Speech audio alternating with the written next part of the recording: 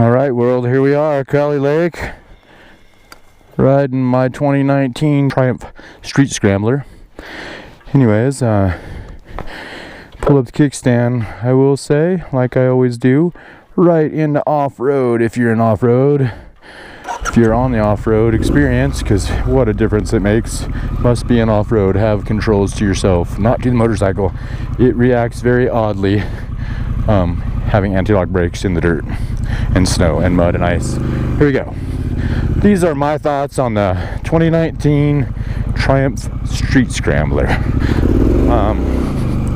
You know, very first impression, you know, what can I say, like most people who ride this beast, I absolutely love it. It's amazing, an amazing machine. It does, you know, virtually everything at an excellent level, but nothing at like pro level. It's you know, I can rally the dirt, just comfortable dirt for me, around the mountains, dirt roads at good speed, stand up. It's heavy, but it doesn't feel that bad if you ride it nimbly, you know. I mean, but the beauty of it again is, like, for myself, I've been riding most of my life. I've taken a long break and shopped for a few years before deciding on this motorcycle. And I didn't want a big, oversized adventure bike. They're just so big and heavy. This thing is heavy enough to move around. Couldn't imagine trying to really move a big adventure bike all the time. Like on that terrain right there, I would have probably just crashed a bigger bike. It's just off camber, weird, snowy conditions, slidey. If I would have added a couple 100 more pounds to this, I probably would have dropped it, especially those top heavy machines. This thing is low to the ground. It's got that old, beautiful retro look also. Adventure bikes, you know, are pretty ugly, you know, for the most part, you know. Some of you are like, well, the 1200, yes, the 1200 is awesome. But I got this thing for a steal because I bought it in winter. And the 1200 is so expensive and tall again. Add that tall. For me, I'm not very, whoa, like that. I just dabbed for sure. It's icy. I would have put the bike down because it's top heavy as shit. Whoa. You know, where I can dab easily with this bike. Put both feet down. It's low. Man, this is, I need to get out of the mud here. Go over to this side and pay attention. Okay. That was a little weird. Wow, it just got into like a water groove rut over there that was like just washing me all over the place. But you can see, move a little bit and back to cruising right along.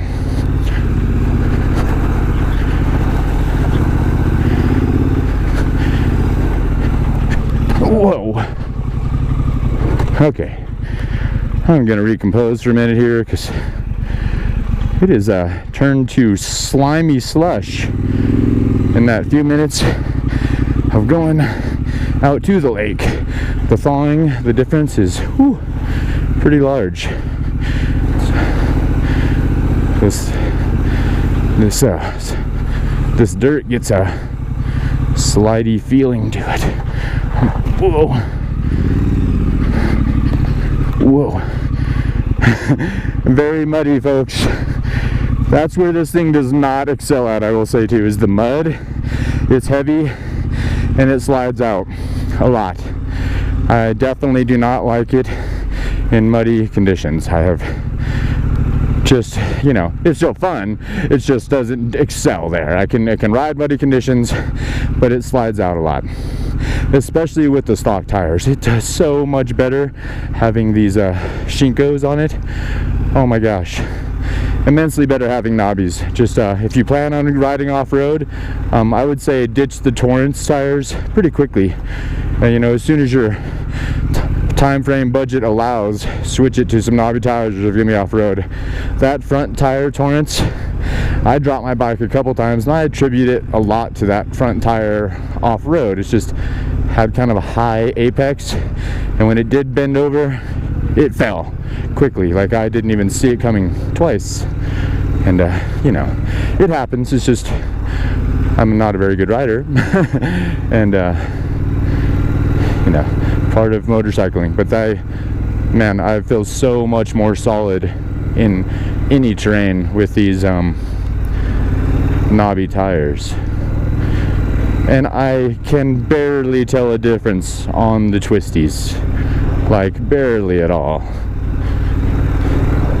I feel like these might even dive into turns more quickly and aggressively than the Torrents did, which is surprising. But like,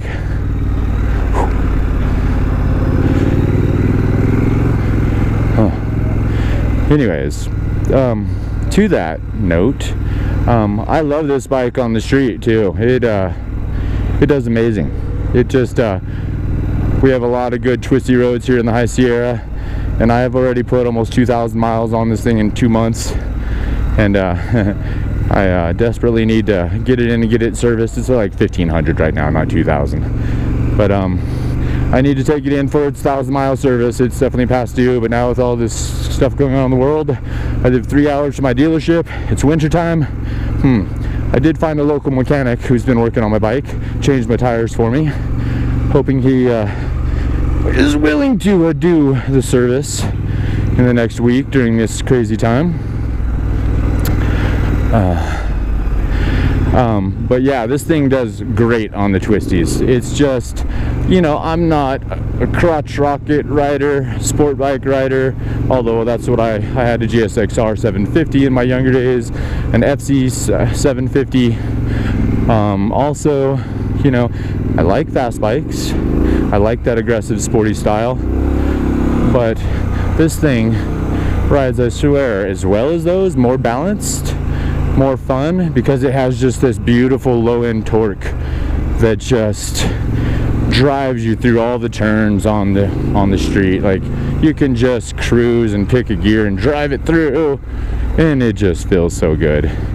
You know, I do scrape pegs and boots pretty often actually, but this stuff is so slidey right now. I'm switching out of it. But not that, you know, I keep it mellow. I bought this bike with the intention of not wanting to be aggressive. Like, I can do little wheelies with it. I can get around the dirt roads, the thousands of miles of dirt roads, and I could tour across the world. And it looks beautiful. It's kind of like everything I want in a motorcycle, you know? Like, do I believe this, you know, the love for this thing has, whoop.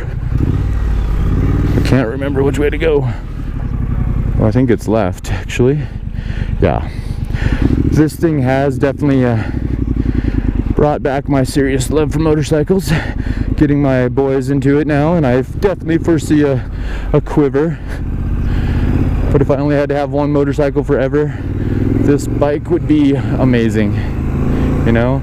And I hope to keep it, give it to my kids as I get other bikes. I have 2 boys, 8 and 13 years old. I bought one, my 8-year-old, a motorcycle for Christmas, which is amazing. We've all been learning to ride again, and them learning to ride and me riding again, learning all the fundamentals, teaching all the fundamentals.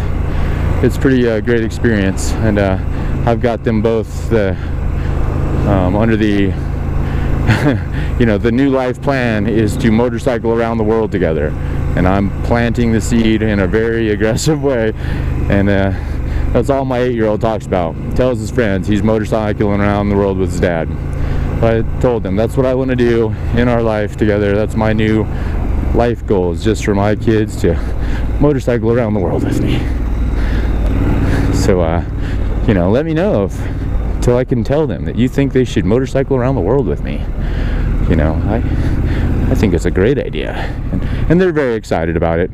My 13-year-old is scared to death to get on the bike with me, but he wants to control his own, is what he's just, you know, they're both scared to get on the bike with me, but I coaxed my 8-year-old into it. Wow, this is so cool. You can see how I pick a high line, because I'm going to dive in here, pick the high line here, do a nice carve so I'm not going to lose my wheels, get any wheel slide, come around, get set up, across the funk there.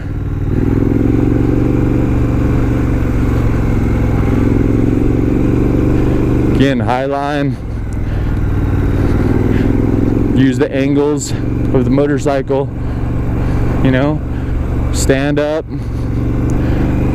It's nimble. This thing is nimble, you know. That's one thing I want to say about the, you know, your bike. I left it for 2 months totally pretty much factory, minus a few switches and angles here and there, adjustments. But really dive into the ergonomics of your motorcycle, you know.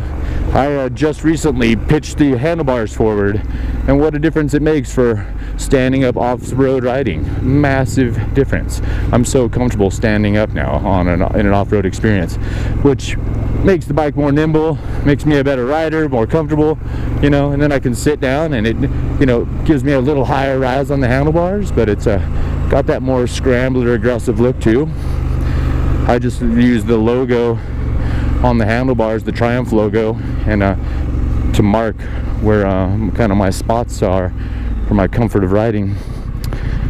Seems to be working out great. This is my first day with the aggressive handlebars. This is the crux coming up, and I don't want to crash going down either. So I'm gonna take a nice, again here, picking that line, letting the motorcycle do some of it obviously, but you know, nice and slow, skid, standing up. Whoop, that's not good. Clutch in and just roll it through, doesn't matter. This thing is kind of high geared, I admit it, for crawling like that, but it's rare that I'm crawling at that speed. That is one thing I might go down though on the front sprocket. Something, see if I can get the gearing down a little for crawling like that. But I just, most of the time it's great. Let's go see what this thing could do on some little twisties though. It does great. I love it.